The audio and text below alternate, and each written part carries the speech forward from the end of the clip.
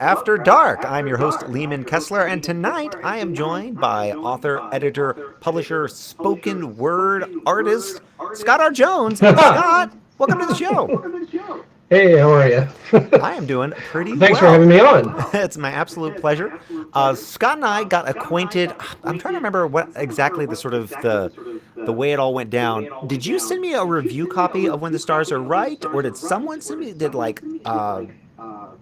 who was it? Jordan? Did Jordan maybe send me a copy?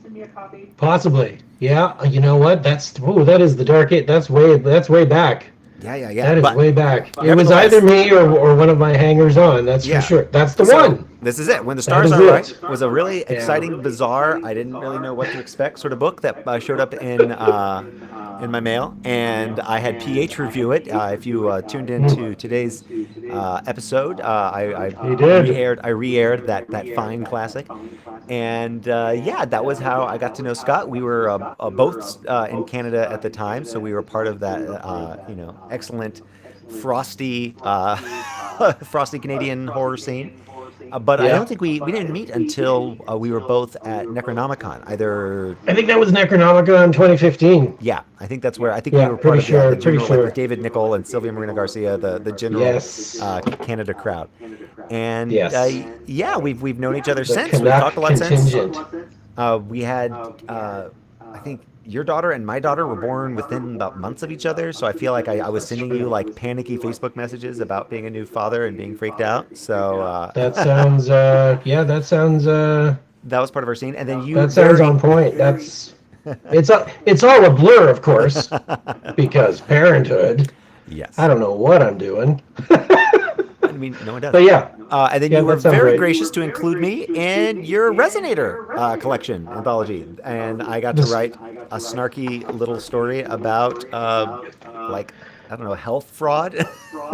yeah, that's how you spun it. You know, my remit for that, which was the first Martian Migraine Press book to go to actual print as opposed to the just the ebooks that we started off with. I mean,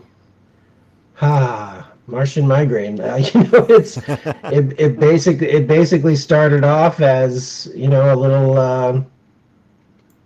Well, I won't put too fine a point on it. It was basically just taking advantage of that whole market that Mr. Tingle has basically come to dominate in these latter days. The sort of weird smut. Uh, and a few books of poetry, chapbooks, and of course I put out When the Stars Are Right through that, just in an effort to be part of that, be part of what I was seeing as sort of a resurgence of self-publishing without the cachet that it had come to have, which it has now kind of come round full circle again and has again. So, there was a little window of opportunity there where, it didn't feel quite so dirty. Was And dirtiness but part then of of the course, appeal, though? yeah, yeah, I think so. I think so. There was, the feeling that things were being shaken up in publishing, and I recall being advised by a friend of mine who's, he's a legit author, had been for some time already at that point, and their perspective on what was shaking things up was the fact that due to the structure of the point of sale for books now was if your work was properly edited, if you were rigorous with your editing, if you hired out, to get somebody to properly edit it, format it, design it, get a decent cover, pay the money for, actually making it legitimate looking, then it was your title could be indistinguishable from anything from the Big Five. So that was, for me, I've had a background in graphic design. I cut my teeth in the old typesetting days when we would literally paste up the newspaper back in the day. you know, we would print out the articles, we would print out the photographs, we would paste up on a large board. Take photographs of that, send that down to the press. You could literally hold the presses. So yeah, with all that, I thought, well, it's worth dipping my feet in. So I did, but of course, Resonator was the first where I was actually, and now we will produce actual textual artifacts, and that was fun too. But your story in Resonator, the remit for Resonator was, let's take and it kind of became the theme, or at least the ethos of Martian Migrant going forward, was we were going to take things from Lovecraft that had, for all intents and purposes, been done to death, and we were going to reconfigure and reimagine, and try to come at it from places that were not exactly non-traditional, but definitely hadn't thought of it that way before. I was basically looking for interesting takes, and your take was interesting. Basically using Resonator technology, and I'm sure everybody watching and listening is familiar with the story From Beyond.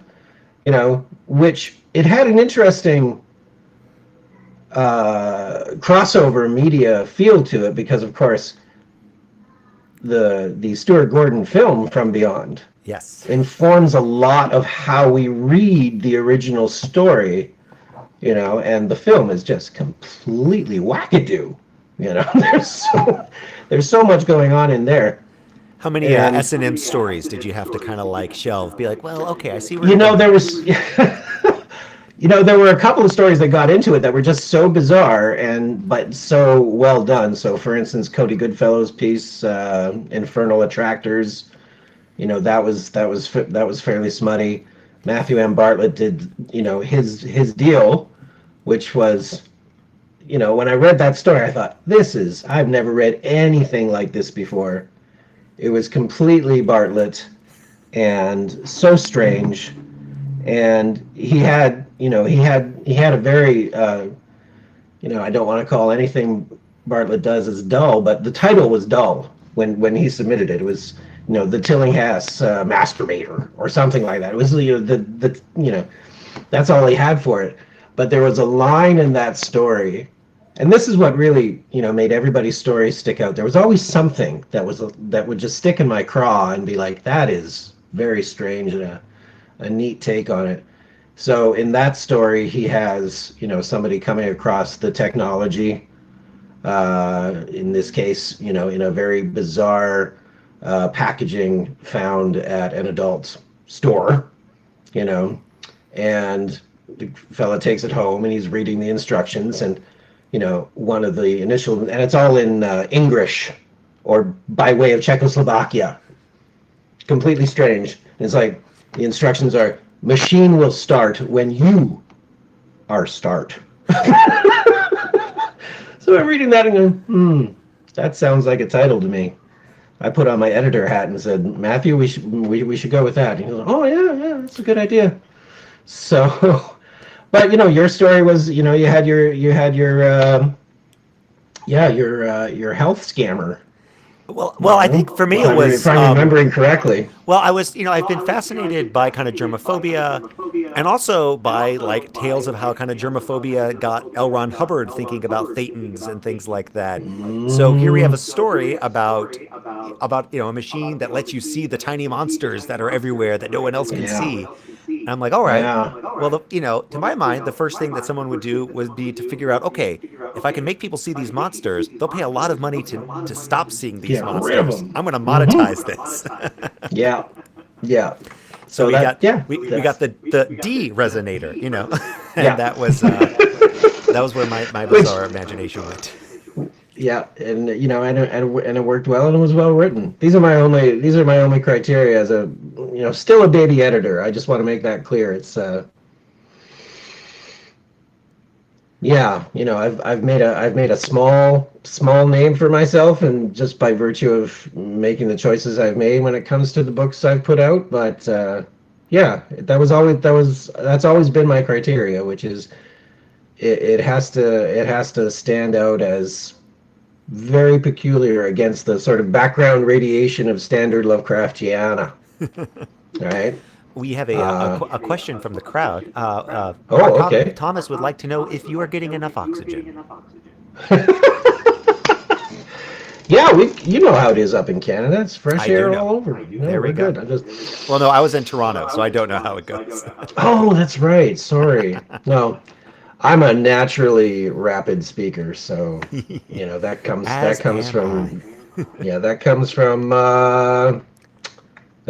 the spoken word, cutting my teeth in spoken word and public performance and what have you. So How did you yeah. get into that? Did you start off doing sort of writing and sort of going to places to read your writing aloud, or were you more interested in that performative aspect and the writing just came because you had to say something?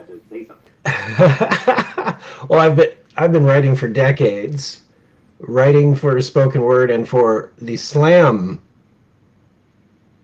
industry, shall I call it? I don't know. Big The slam slam. scene. Yeah, the slam poetry scene, the slam industry as it's slowly changed over the years. I think my wife and I just walked into a slam, or oh wait, no, yes, I was bored into Fino. I don't know if you're familiar with towns here on Vancouver Island. I had moved from Alberta to the West Coast, and I found myself in basically a resort town in the middle of winter where there was very little to do except those towns where they say it's a drinking town with a fishing problem. That's Tofino. Gorgeous place. We're talking West Coast, Best Coast, just wonderful. But yeah, not a lot to do once the rains come, and they come and they stay. So I had heard of Slam, and I ran one, not knowing much else about it, except that it would be a good, opportunity to get people out to the Legion and you know, get some drinks down them and maybe be entertained. So, not knowing anything about it except watching a couple of YouTube videos and learning the basic rules for running one, I ran one, and then when my wife and I moved to Victoria, we just happened to find that it had basically a thriving slam poetry scene. So we came in and quickly became absorbed into the cult, as it were, and which I have some experience doing. So I recognized the signs, but I also recognized that I was having a good time and it was enjoyable, and the competitive aspect is interesting. There's and it's a very funny sort of oh, what would you call it? They have a disconnect within the culture where it's like it's imperative because it's a competitive poetry reading, poetry performance. Points are assigned, but the points are not the point. The poetry is the point, and yet there's still points, Right. right? Okay. No, I can see So you that. get, and eventually, as an artist, if you begin to you start to recognize what the judges like, how the audience responds. And so you you don't necessarily stop writing what you want to write, but you begin to craft it in such a way that you begin to get the scores that you want. Which is why all slam poetry at the end of the day kind of sounds the same. If you go on if you take a trip down that rabbit hole on YouTube, you're going to hear a lot of similar sounding material, which I'm somewhat guilty of, but also due to my predilections for weirdness and the occult and what have you, it would usually take side trips into different styles of performance, which I did all right. I did Is okay. it I a got onto the nat. Hmm? is it a similar sort of pressure in writing? You sort of get an idea. Oh, like folks are really responding to these stories and not so much to these. So I guess I'll sort of begin to move. I mean, that was of course, as I know from reading Lovecraft's Hmm. letters, that was his great fear, right? That he would somehow be giving in to the Yeah. popular will of the hoi polloi. I don't think he really fell into that trap, though. Uh, I understand the concern. I don't think so. Not so much with my fiction writing or the nonfiction, because I have my little themes which I keep coming back to, and I'm just gonna run with those. And I don't really, no, I haven't really felt that. I haven't really felt that. I mean, people seem to respond, but at some point maybe they won't. I could just be having a small moment here, but Was your interest in sort of the supernatural and the occult always there, or was it something you kind of came to later in life?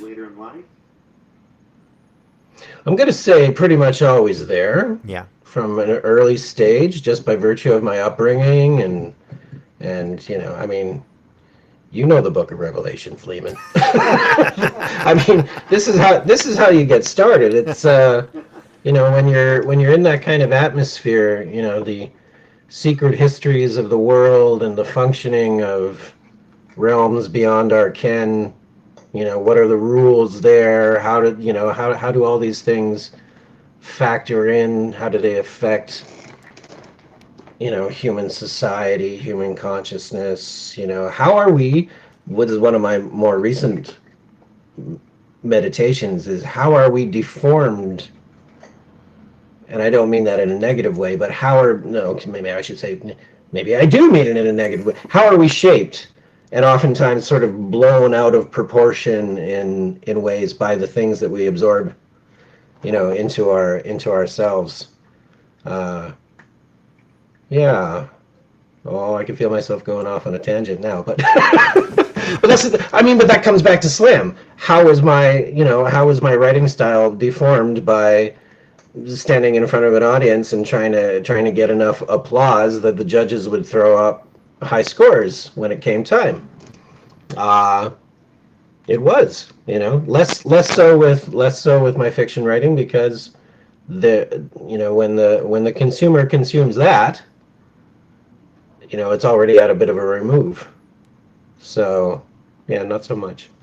Not so much with writing, And which when, I and when think is why I prefer it. it and when it came time to put when the stars are right together, were you sort of synthesizing a lot of these same elements from both sort of slam and your interest in the occult and the stuff you were sort of reading and writing, or was that sort of this sui generis thing that propped fully formed You from your know, it writing? it was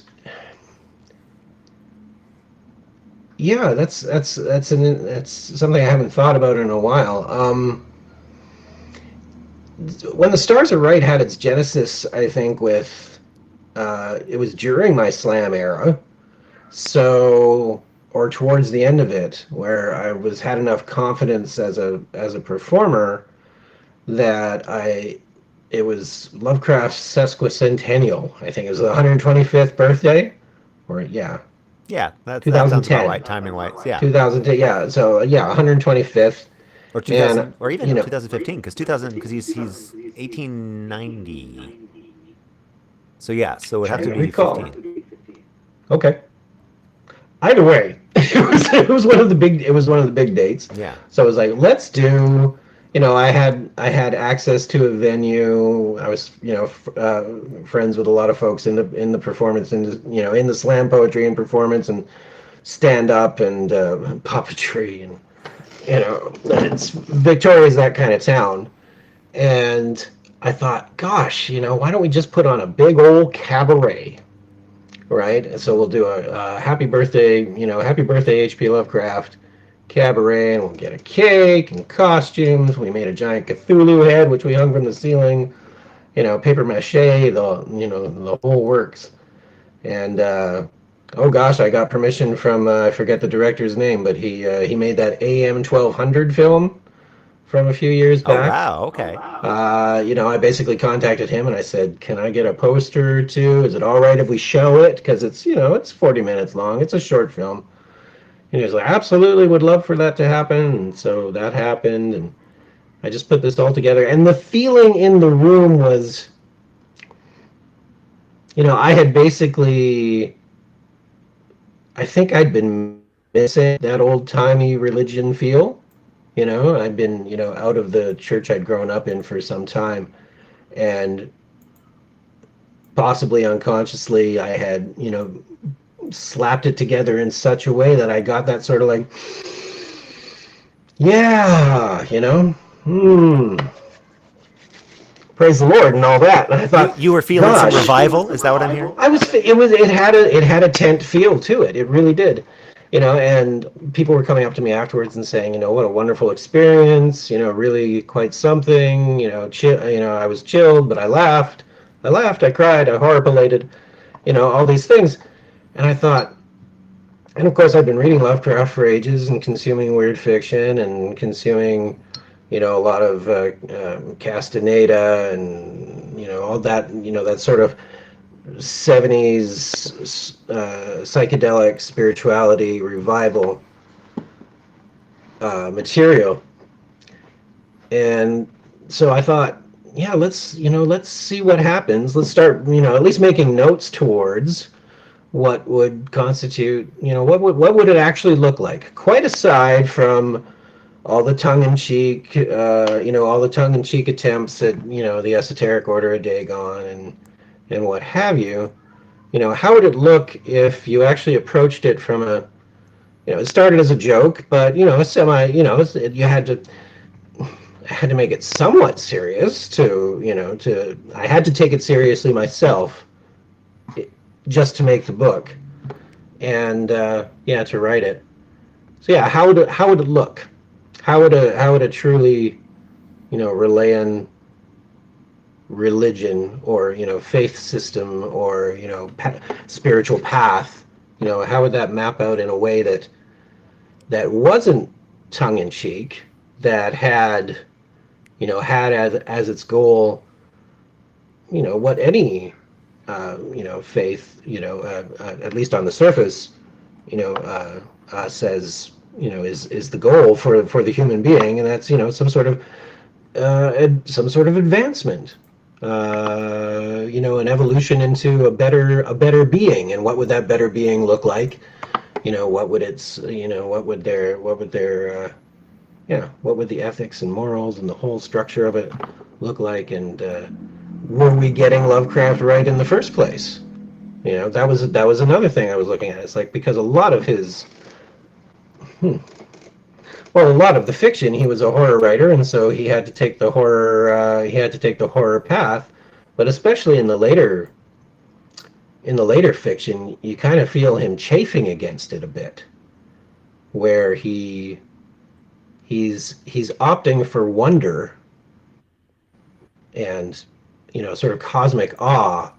But then at the end, he sort of remembers he's writing a horror story. So it's like, oh, I better put in something awful, or particularly, Shadow Out of Time or At the Mountains of Madness, where he was coming around to, well, for instance, in the Mountains of Madness, where he says, but were they not men? Talking about the eggplant-shaped crinoid, star-headed, elder things in Antarctica. Clearly not men, but were they not men? So it's interesting to watch his progression and think about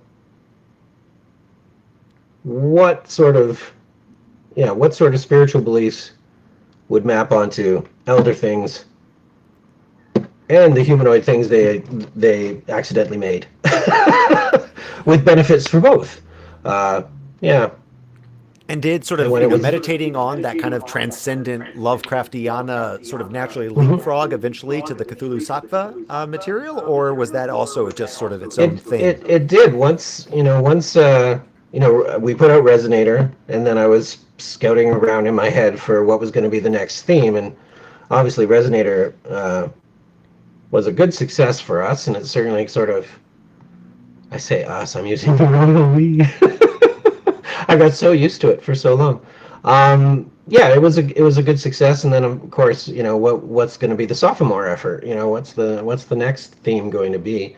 And because When the Stars Are Right came out just a little bit after Resonator, it seemed like the natural progression to just move into stories of truly enlightened cultists. Because what you have in Lovecraft is a fairly, white Anglo-Saxon, middle to upper class, white man's take on a lot of this information, and so much of his all of his fiction is, oh my gosh, my worldview is incorrect. I'm doomed. I'm dashed. My mind is broken. Meanwhile, meanwhile, in the bayou and the slums and what have you, people are doing just fine. They're processing this alien information and making a go of it.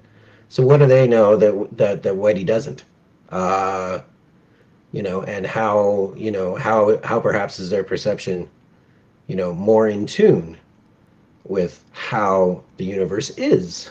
Uh, yeah, so that brought the whole theme for the Cthulhu Sattva anthology front and center. And And did you get a lot of surprises with that?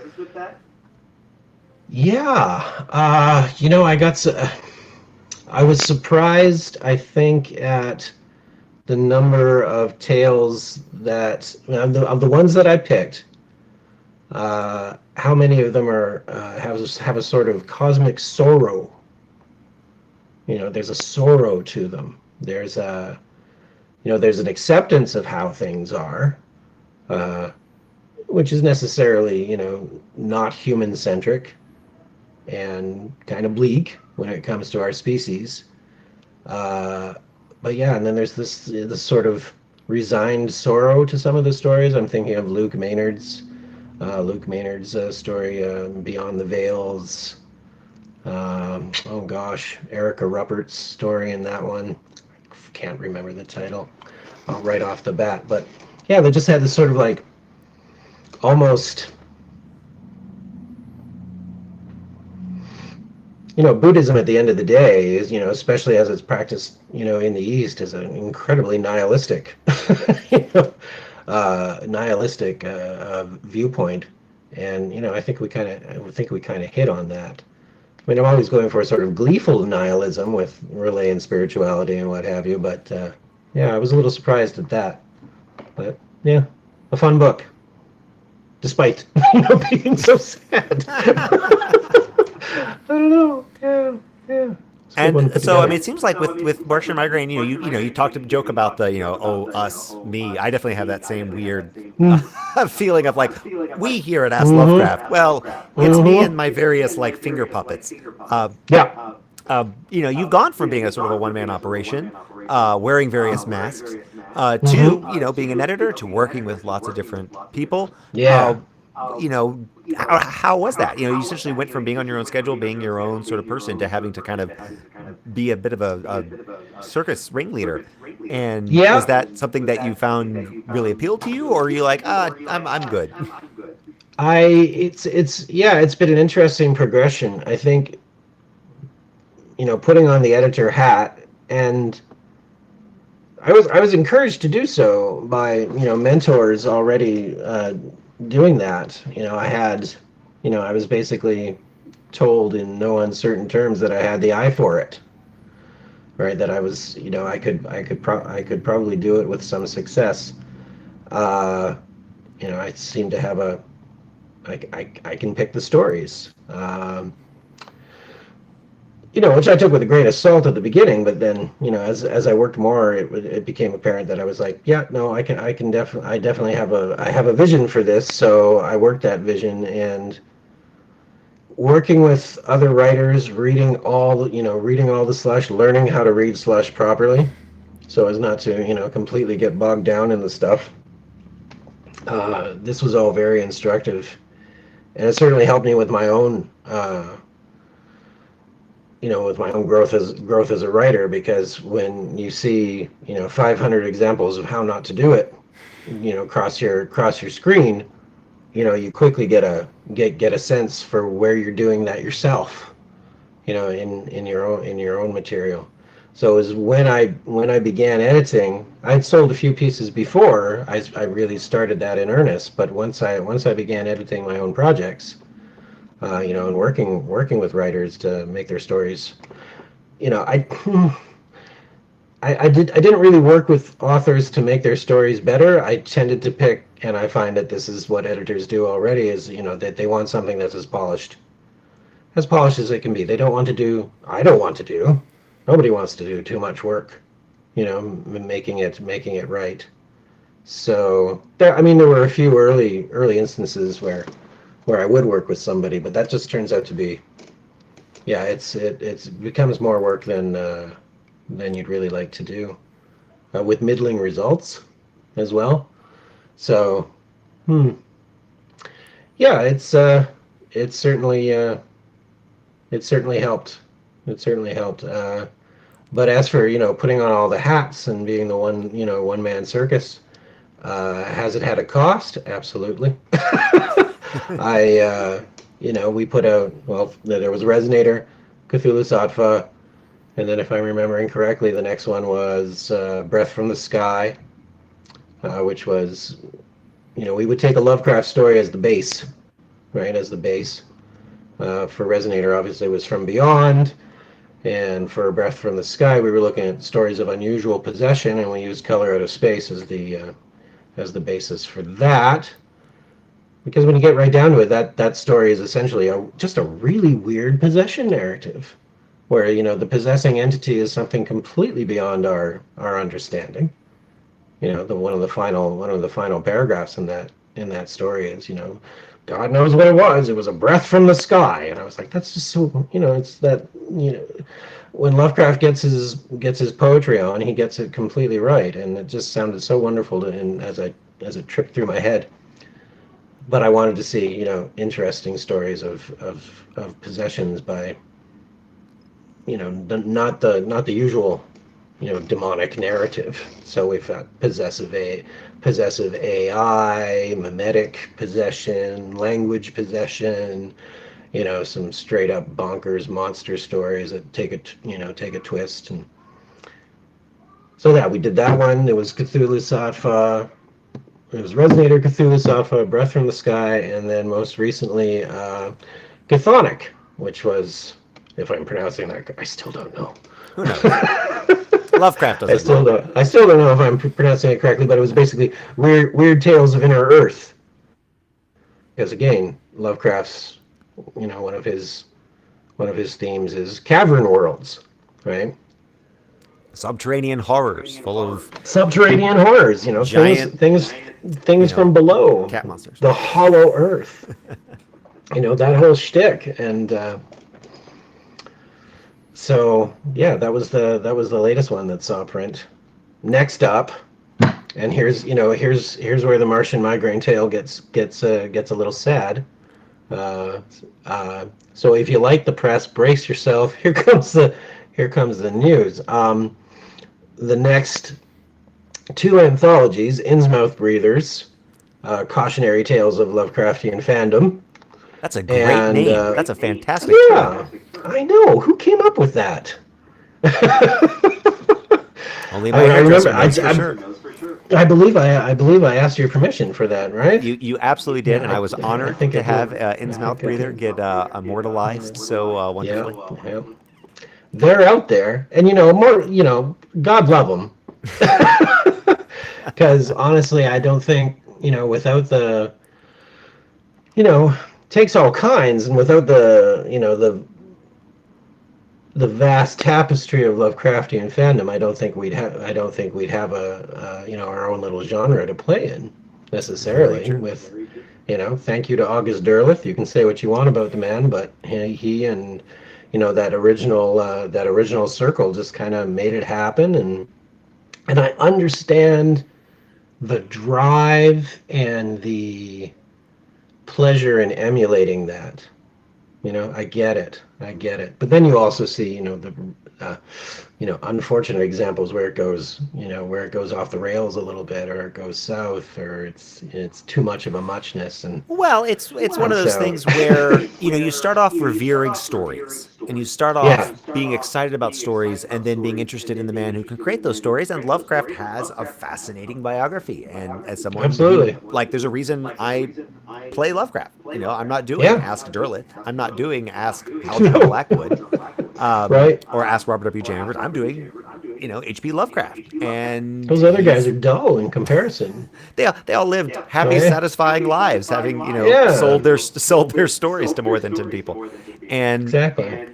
but I think because Lovecraft's sort of biography has this like tragic youth, this misunderstood genius, Yeah, he is the the patron saint of lonely high schoolers drawing monsters in the margins of their textbooks, right? very And true. that Yeah. winds up you wind up connecting with him, which is good because you should, I think, first of all connect, like being connected with something and reaching across, being somehow finding that I don't know, that real sense of communion with people Hmm. outside of ourselves is very healthy and good, Yeah, but absolutely. it makes it then that people get very defensive. And I think because so many people Yeah. come to Lovecraft as lonely teenagers drawing monsters in their textbooks, that when suddenly people began to be more critical about Lovecraft and about Lovecraft's worldviews and even Hmm. how that, Lovecraft's storytelling, it can feel like a personal attack, right? Because Yeah. you cherish this man, you cherish these stories, and you cherish this idea of him, and it makes it very hard. Like if people started coming after Terry Pratchett, I know I'd be like, "How dare you, good sir?" Yeah. I get that, but Hmm. it does lead to a very reactionary drive. It can attract an unsavory group Yeah. of Slightly innsmouth readers. unstable. Just a But little unstable. so it's an But interesting tension, right? Between and as someone who makes not quite a living, but certainly profits off of the face of Lovecraft, I think it's we have to be very careful about how we interact with that legacy and interact with that criticism. absolutely. I know there are folks who have disparaged critical writers in the Lovecraft milieu as being ungrateful and being, like, how dare you write a Lovecraftian story and then turn around and say such horrible things about him? Like, what, Say but what you said when you said that thing. I almost feel like we have an extra responsibility to be critical because, we're cutting a check on this guy's grave. Um, Exactly. but, No, but I absolutely agree with you on that. It's, his legacy requires engagement with, in order to understand the man, understand the fiction, understand the themes. Uh, yeah, no, it's difficult to difficult to separate the two. So, and it's interesting that you bring all that up because that was, going in. I think, Innsmouth Breathers was for me almost a, I don't want to say throwaway, but I'm not sure I thought it through quite as, and as the story started coming in, I'm like, oh no, what have I done? What have I done? Uh, because many of the stories were just pure vitriol. And I was like, no, no, no, no, no, no, that's not. And so as I was receiving stories, I was like, well, clearly I haven't thought the theme through beyond sort of the gag aspect of it. And but what I wanted to do was, honor the fiction, you know, honor the fun of it, you know, poke a little bit of fun at the more extreme examples of fandom, uh, but not so much that I didn't want it to be. I found I'm like I don't want this to be a hateful book. You know, I didn't want it to be. Look at these weirdos over here. They're not like us. They're not like the classy weirdos. you know, I didn't want any of that. And there was definitely within the slush there was this sort of very the line became clearer and clearer where I'm like this won't work, this does. And as it got more, as I received more stories toward the end of the submission period, and it started to take, the book began to look more enjoyable because nobody wants to read an anthology full of nobody wants to read hate. you well, know not nobody, some do. just Yeah, I the didn't want to put it wrong out sort though, of Leland. somebodies. Yeah, I didn't want to put it out though, right? I didn't want to be part of that because the it's a roast almost. It's an enjoyable and entertaining roast of what fandom specifically to Lovecraft and the Cthulhu mythos, but it can be applied, across the board. I think Mama Toss does that in his I Am Providence book, where it's there's clearly some affection there, and that's the same sort of thing I wanted with Innsmouth Breathers. But that book is late, as is the one that was following it, Monstrous Outlines, which is beginning to sort of move away from Lovecraft per se, and more into my own peculiar obsession of late, which was camouflage themed horror, things that appear to be one thing and are in fact, I have a over the last few years, especially with working on my novel Stonefish. I've been obsessed with higher order camouflage within the natural world, but then scaling it up, constantly scaling it up. And it's like, well, I would go to sleep at night, with a mild case of the terrors, at the idea that there are probably things out there, let's say animals, just for sake of argument, that we haven't found and never will because their camouflage is so amazing. You know, and you know, it's wonderful to it was wonderful to do research for, but then of course, as you start mapping in simulation theory and the informational structure of the universe, and I really got myself into a terribly paranoid place writing that book, and so I wanted, to have an anthology that, explored that paranoia, explored that. Do we really know what we're looking at any given time? Do we really know? But that book is late as well. It's ready to go. I still need to put it together. What I'm coming to with this is that it's been difficult to do right by my authors recently. My sort of unspoken commitment at the beginning with Martian Migraine was, I'm going to. It's a small press. It's a micro press. It's a boutique, a boutique operation. And I don't think I could even claim to be a micro press. But given that, my going into it, I said, well, now that I'm working with people, I want them to be treated the way I'd want to, given the very small scale of the operation. So people are going to be paid on time. They're going to be kept up to date. The information is going to be clear. People are going to know the contracts are going to be basic, but, completely open. And, most of those have remained except for timeliness. And, hey, buddy. Just come down here to read. Oh, okay. Come down to read. That was my son, my darling boy. What you reading? That'll do. Okay.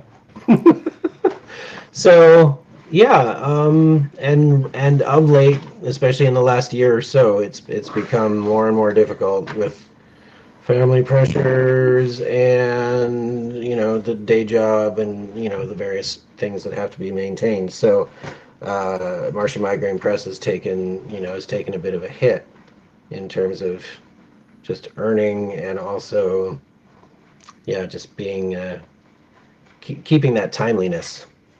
So that's been my concern. And I also had a commitment that if it ever got to the point where it was beginning to actually affect my ability to pay the mortgage and all that, and that hasn't come up yet, but we're close. We're real close. So I'm going to, once Innsmouth Breathers is out, once Monstrous Outlines is out and in the world, I'm going to be shuttering Martian Migraine for a lot of reasons that I've already stated, and mental health, and focusing on my own material, which it's time. I feel like I've put in my work, and time to shift, turn a new page. Well, that is So an I'm absolute sorry. loss. But as you know, we were talking before the show, I mean, you've been at this for a while, and this has been you. This has been your operation. This has been, Yeah, again, you've been the ones wearing all the hats. So I absolutely yeah, understand. There comes a yeah, time when you have to decide what the focus is going to be, and yeah. I think people appreciate you being upfront about it because there are definitely presses that do just go into the West without ever uh, leaving a change of address for. Yeah, no. As you know, my day job is a mailman. You have to leave the change of address. It's otherwise you won't get your stuff. I don't like. I'm on a staycation right now, as I mentioned. So I'm taking 2 weeks of vacation away from the postal service, uh, mostly just to finish projects around the house and get those two anthologies mostly under the belt. So I'm working on it currently. Uh, Am I disappointed in myself? A little bit. We get that sort of Canadian apology thing going where it's just I'm sorry, folks. It's just not how I wanted to go out. But yeah, you're right. I have been at it for a bit. So yeah, it is time to turn a page, and I have considered other options for moving ahead with the press, and either I've seen other operations, take the podcast route, take the website magazine route, take any number of, but I didn't want to. I knew that if I did that, it would basically I'd just be limping along, but in another style. So I didn't want to do that. So yeah, shuttering for now, which is not to say I'm stopping it entirely. It's just I won't be taking submissions. There won't be any new projects for the foreseeable future until situations change. So, yeah. But Mm. in the meantime, it's not like you're taking a full break because you've still got at least two No. big things coming out. You've mentioned Stonefish. Beyond Yeah. just keeping you up at night with night terrors, what was the sort of impetus behind Stonefish, and where is that going? Well, in my weird fiction, and well, in all my fiction, my main concern has always been, and it's why I was attracted. I think why a lot of folks are attracted to weird fiction is that the sense that the reality in which we are embedded and in which we're participating is perhaps not fully uh, uh, truthful, or that there is a hidden aspect. There is a hidden aspect to our existence, and I think that's why weird fiction works, because it tends to, give you a little peek as to, what parts might be hidden, what's being, what's doing the hiding in the first place. Uh, that sense that we're missing something, that sort of Gnostic feel of there's, how do they say it in the Matrix? How's it go? It's like, uh, what's the line? Red pills, blue pills, lady in red. Well, I don't want to get into that territory, obviously, but you've known it all your life that there's something wrong with the world, right? And this is the feeling that I think resonates quite a bit, and particularly in these early years of the 21st century, where it's like, wow, maybe we were. What if we're wrong? So, Stonefish, the impetus for that was, yeah, what are we missing? Higher order camouflage, and then I drew in Gnostic themes of archons. I, I took I took pages from Elon Musk and all the futurists, talking about simulation theory, uh, sort of the informational matrix that we find ourselves embedded in, because most of human culture, our entire species is just, we've been cybernetic for ages, thousands of years. We're constantly, mapping our ideas onto the world and then calling it the world. And it's, there's something Robert Anton Wilson used to say all the time, which was like, the map is not the territory. The map is not the territory. That is And true. that is true, my son pops in. So yeah, I'm indoctrinating them well here. The You map got to is start not the the Robert Anton territory. Wilson early. That stuff needs to Yeah, be. exactly. Yeah, you get them onto that early, that cosmic trigger, for sure. Um, yeah, so Stonefish is basically an examination of those themes, and it's apocalyptic in nature. I thought it was going to be a nice romp, sort of boys' own adventure, and that was definitely my early mindset going in. But the Archons had a different idea about how that was going to go, and Hey, Dad. it got I grim, have so read grim. Poison Ghost. Sean wants to know if you've read his short story Poison Ghost. I have not read the short story You have not read Poison Ghost. Poison? Can Oh you my give me the goodness. elevator pitch? Oh, absolutely. There's a ghost. It's poison. Nice. There you go. No, this is a story I wrote with Sean. Sean's idea, and we just basically ran with it. And And I've oh, invented a few more books for a series. he's Ooh, invented a few more books he's for his series. starting. You He's know, starting very ambitiously. I like it. yeah. Son, you gotta write them. Reality Ghost, Mind Ghost, and Nature Ghost. Nature Ghost is kind of Come here, buddy. is kind of an Come evil here. part. The Nature Ghost is kind of an evil part of nature. Welcome to an Yeah. interview within an interview. We are being joined tonight. Yeah, that's right. Here, bud. Come over here. What's up? Where are you going? Where are you going? Yeah. There we So what go. was it? It was nature ghost, reality ghost, mind ghost, poison ghost.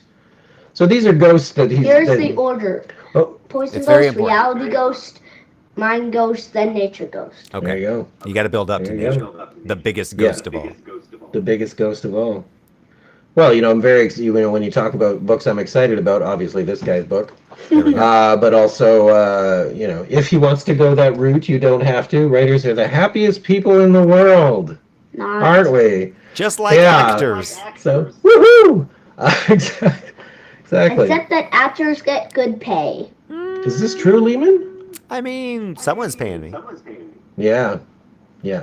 Got to get paid. You got to Just get had paid. It just has a bit of A glitch. Yeah. Yes, I noticed that.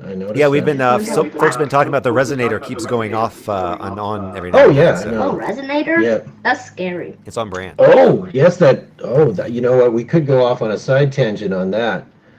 Just in terms of weird things that occurred around the beginning of that book. So, Sean was just a little lad. He was just, what, you were not even 1 year old? I think you were just a little over 1 year old. And I'm telling him the story. What do you think I'm doing, buddy? So, so I'm doing research and I'm getting in the mood for putting together the anthology. And I am up late one night watching Stuart Gordon's film. So there I am watching Stuart Gordon's film. Sean's in the next room sleeping. Right, we're just getting to the bit where they flipped the switch on this thing, and it's stuck in the on position, and everything's the pink light and the leeches and what have you. Very Gingerbread man. Exactly. It's super intense. You'll understand later when you read the story, buddy. Okay. Anyways, and then I hear a cry. From Sean's room. So I'm like, oh, the kid's awake. So I walk in, and Sean says, "Daddy, my head hurts." I'm like, oh, where does it hurt? Now, we were also at the time really big into Adventure Time, and one of Sean's favorite episodes was the Party Bears episode. I don't know if you recall this one, but Finn and Jake find that there's a monster basically terrorizing the countryside, and they hear inside the monster's belly sounds of people inside the monster. Well, they don't know that they're partying at the time, so they're like, we got to go in and save these people. So they get in. All right, he's starting to act out now. So they get into the monster's belly, and they find that it's the Party Bears. It's basically this long-running rave in the stomach of this beast, and Party Pat, who is their leader, is basically like, to truly party, one must put aside the cares that are troubling and open one's mind eye. And then he's got a little sticker right here, which is of course the area of the pineal. So when I asked Sean, we made a little gag of it. I would say to Sean, to truly party, one must open, and he would go, open one's mind eye, because he was a small guy at the time. Open one small He's guy. a mind eye. So I go in late at night, and he's like, Dad, my head hurts. I'm like, well, where does it hurt? He goes, mind eye. It's all purple and pink. I'm watching. He hasn't seen the film. He hasn't seen the film. He's mapping his, felt somatic bodily experience on using his own, understanding of the world through via Party Pat and Adventure Time, and he's telling me that he's seeing purple and pink light, and his mind eye hurts. His pineal gland is activated. At which point, I went right back to the living room and I turned that shit off. Because that was just enough. Telepathy. That was just enough. So was I transmitting my experience to my boy? I think we kind of like have a psychic connection every 50 years. Okay. There we are. All right. Every 50 You heard years. it here first. So You heard it here first. everyone Thanks, start buddy. start counting down. Yeah. That was a bit of a tangent, but yeah. So While that was we're the impetus for Stonefish. And while we're waiting for the Ghost series to come out, you also have another title showing up, I believe, in a Yeah. couple of months. Shout, Kill, Rebel, Repeat. Tell us about that. That's I was contacted by an editor at Scarlet RLG. I think I'm pronouncing her name correctly. At Trepidatio, which is an imprint of Journal Stone, and she contacted me and asked me if I had enough for a collection. And I said I did, and I put it together, and the process has been really wonderful. So this is 17 stories, most of which have seen print. 3 are new to the collection, and there's some stories I'm happy to see get printed again because, it was there's one which is my only funny story, technically. All right, buddy. Showing him my clock. Yeah. No, Go back to reading. no. Okay. All right. It's my only funny story, the transition of Toby the Twitch. So that's in there. I'm sorry. Am I still hearing you? You're all Are you good. still? Yep. Oh, okay. Very good. It's just been a really great experience from putting together the cover art and working with an editor whose only gig is being an editor. That's certainly given me some of my it's affected my reflections on what I'm doing with Martian Migraine and where I'd like to go as a writer, and it's time to focus on that. So Shout, Kill, Revel, Repeat will be an interesting first step, I think, into getting into that. Fantastic. Well, thank you so much. Thank you so much for letting us know about this and about sort of what's coming down the pipe with Martian Migraine Press. I definitely recommend Thanks for having folks go check out that website. Check out some of the books in the back collection, not just the ones that I'm in, but they're all great. They're all worth giving a look to. Oh, that's right. I forgot. I have a blurb on the back of this, so you know. Oh yes, no, your blurb that I'm, it's quality stuff. Yeah. Cool. If folks want to find you online, where are the best places they can go? Well, I'm on Twitter as Pimp My Shoggoth. So there's that. Facebook, Scott R. Jones, MartianMigrainePress.com, obviously. And I'm told you can already pre-order Shout, Kill, Revel, Repeat from Journal Stone directly, or tweak that algorithm at the big A by going to Amazon.com, and it's you can search for my name or you can search for the title directly. Fantastic. That's what I'm told. Yeah. Thank you so much for coming on. Thank you for everyone who has been watching. This has been Ask Lovecraft After Dark, our sister program to Ask Lovecraft, which you can watch weekly over at asklovecraft.com. If you'd like to find out about upcoming live shows or general what have you, you can go to lehmankessler.com. If you're going to be in the Northern Ohio region, then you can come out October 5th to Con on the Cob, where I will be performing alongside Gander Snitch the Goblin. We are going to be doing the most important debate of 2019. So make sure you don't miss it. I've got a story that I'm narrating coming out with Podcastle, which again, if you go to LehmanKessler.com, you can find all the recorded audiobooks I've done there. If you just want to see me shouting uselessly into the void, you can go to twitter.com/Lehman Kessler.